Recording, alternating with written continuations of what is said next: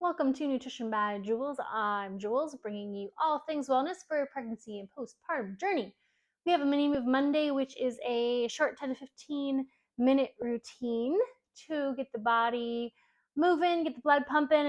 It's great for pregnancy and postpartum because it's low impact and low intensity. If you want a list of the exercises we're doing, they're in the description below. And if you like this and want to see what else I put out, please subscribe. We only need weights today. Only. Sometimes we need nothing. Today we need weights. I have 2 water bottles, which are acting as my dumbbells. You can use dumbbells or water bottles. And I have a kettlebell. And those will come into play today. All right, first we're going to start in child's pose. You may have done this in yoga before. I'm putting my knees out wide and my toes together. Tops of my feet are flat into the ground. Dropping my hips back towards my heels. If you're not comfortable dropping them all the way back because it bugs your knees at all, or it's otherwise uncomfortable, you can leave your hips up a little bit higher. So if my hips are high, I'm still walking my hands out as far as I can go, and then relaxing and dropping my shoulders and my forehead to the ground. There I am all the way back. Now I'm going to walk my hands over to the left, stretching my fingertips over as far as they can go. So I'm feeling this nice side stretch down my right side. Relaxing my head. I'm going to take 3 or 4 deep breaths here. And by deep breath, I mean that I want a 360 breathe. So my inhale should fully expand my rib cage through the backs and the sides as well as my belly. No air up in my chest. No shoulders raising. And a light relaxation of the pelvic floor as well as I fill my lungs and my abdominal cavity with air. That was a lot for an inhale. And as I exhale, my rib cage slowly comes back together. Little squeeze, light squeeze of the pelvic floor. The full 360 breathing as I hang out here in child's pose. And then slowly I'm going to walk my hands back to center and over to the right, the opposite way of what you were before. And exhale, sink down. And again, a couple of 360 breaths here. For rib cage expansion. My back and my sides. And also make sure that pelvic floor is nice and relaxed. It should be an easier thing to feel that relaxation because your hips are open here with this child pose position. And same with the exhale, light squeeze the pelvic floor. You should be able to do that without having to engage your glutes or your abs. And back to center. Hopefully we have made a good connection with our breath and with our pelvic floor, and also stretch those hips out a little bit, which feels lovely. We're going to bring our knees in. We're going to be here on all fours. I'm going to angle so you can see me here. I'm going to brace my core so I'm not just dumping my hips down so my back's nice and flat. Bring my fingertips lightly to my head. I'm going to drop my elbow down towards my wrist, and then I'm going to inhale and twist open. Oh, T-spine rotation. Yes. Exhale, bring it back down. Inhale, twist open. And exhale, back down. 2 more of these. Now we can go to the other side. I am bringing this elbow down, so I am getting a twist internally as well as externally on that spine. All right, other side. So here's my internal rotation, and then inhale, twist it open.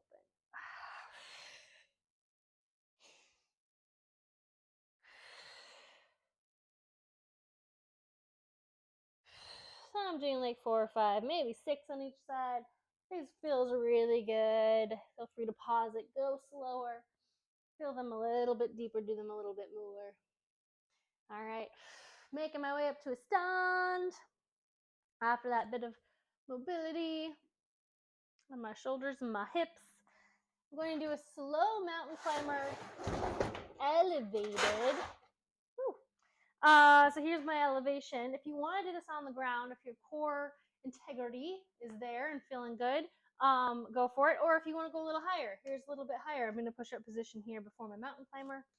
Here's my middle ground elevated, and then here'd be my my floor in a full push-up position. My fingers are nice and splayed out. My shoulders are back and down. So slow mountain climber, nice and wide. So I'm going to bring, keeping a flat back, I'm going to bring this this knee up towards my elbow. Pause.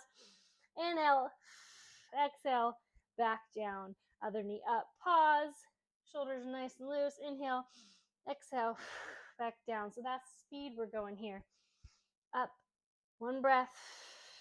Release. Up. One breath. And release. Up. And take a breath. Exhale. Return. Awesome. Let's do one more set on both sides. Try getting 6 to 8 total here. Make sure I'm not doing this, scrunching out my shoulders, rounding my back. Really trying to keep the shoulders back and down. Keep that core nice and solid. If you can't maintain that for these nice slow mountain climbers, again, go higher in your elevation to make sure you can do those slow and controlled and steady, keeping a good brace without collapsing here, without having to round, without being tension in the shoulders. Right? So this is posture work, but in a more horizontal position. Now we're moving on. We got 2 rounds of some strength work here. We're going to do a reverse lunge with a halo. You can have a dumbbell or water bottle. I'm going to use a kettlebell. Any of those options are fine. You only need one.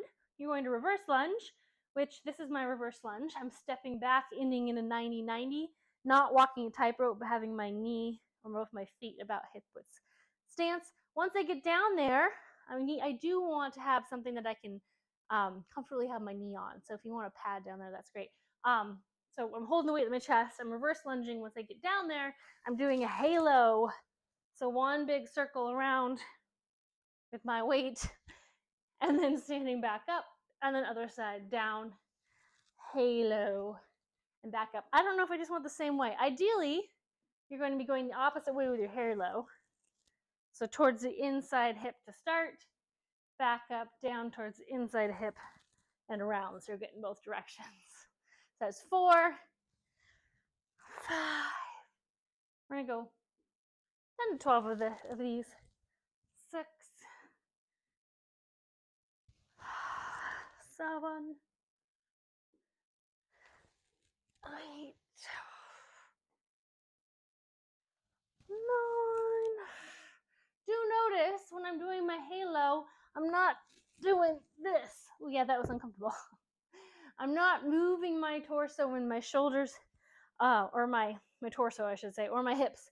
I want to try to stay firm through my midsection. Only my shoulders are rotating around, right? My head, neck stay neutral, my back stays flat. I'm bracing my core as I go back and around, all right? So if your weight is too heavy that you can't maintain that posture, definitely drop weight, or don't use weight at all. You can just use your hands, maybe like clasp them together, and put your hands around your head for those reverse lunges if you know you can't maintain that core stability. All right, now we got a rainbow knot slam. So rainbow slam, you would traditionally have a med ball, and you'd slam, bring up your head and slam both sides of your body. But we're doing a rainbow knot slam. So lighter weight here, start off with my head, bend my knees, twist. So be really aware of your movements here. So doing a spinal twist, we're bending down, we're keeping our back flat, we're reaching towards the floor, we're coming up and rainbowing. So we're doing a lot of twisting of the spine here on purpose. Be really mindful, keeping the shoulders back and down, and still keeping a nice flat back as you do these. My knees are bending. I'm not collapsing my knees in, keeping them out. Go slow if this feels odd to you and you're not able to maintain good posture while you're twisting.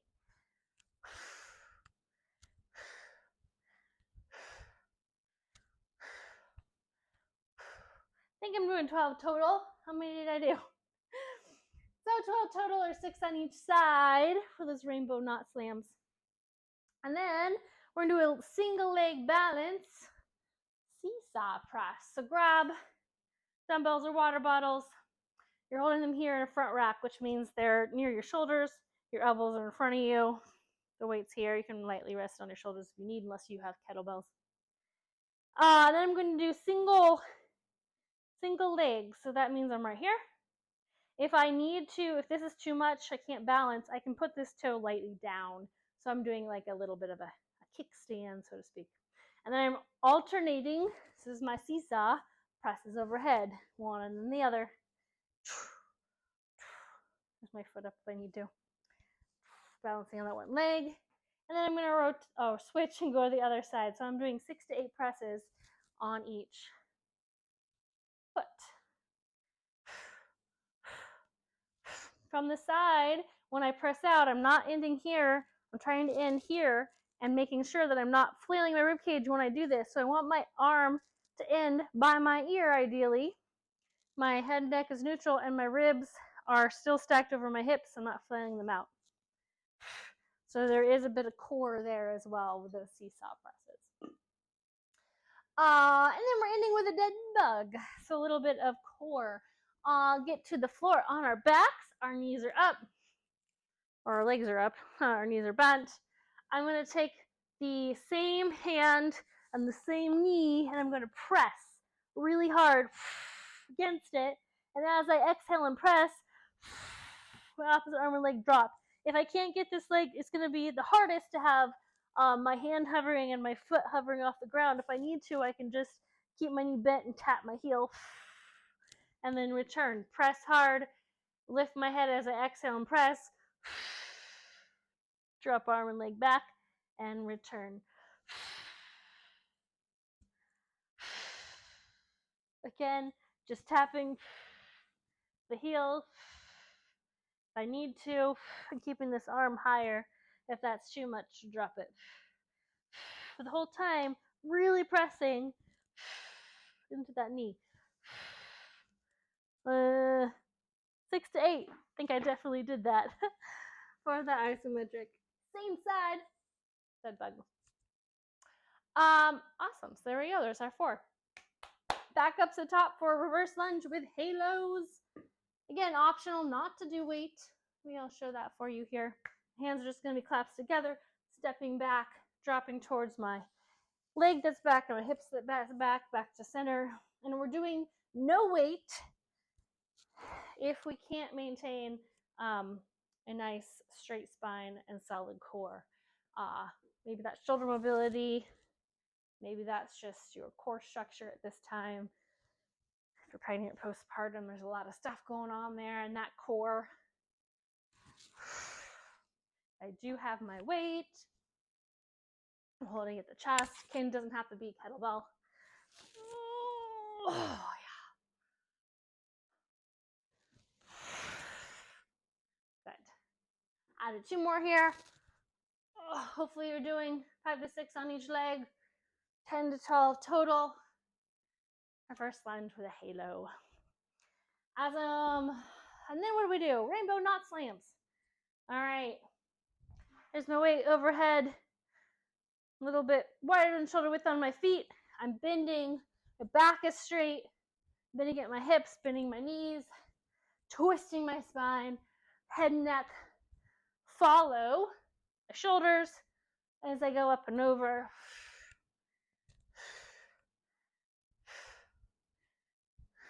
$10 to 12 or more. If you have a heavier weight, you might be going slower than this. But you do want to get a little bit of momentum, a little bit of heart rate going up as you do those rainbow knot slams. All right, grab yourself some dumbbells or kettlebells or water bottles. Get them at your shoulder. Front rack, elbows in. I'll show you an angle. Single leg, little kickstand if you need. Seesaw, pressing right up to my elbow, or right up elbow to my ear, making sure my rib cage isn't flailing. Other leg.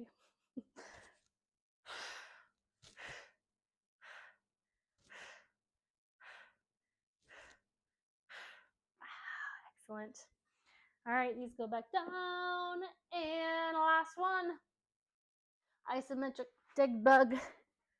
So 90 degrees, bend at my knee, press, Exhale as I press and drop. Inhale back to center.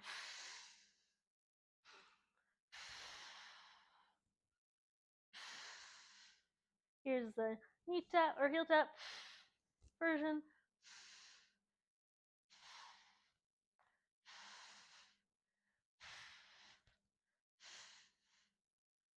Excellent. Oh, wow.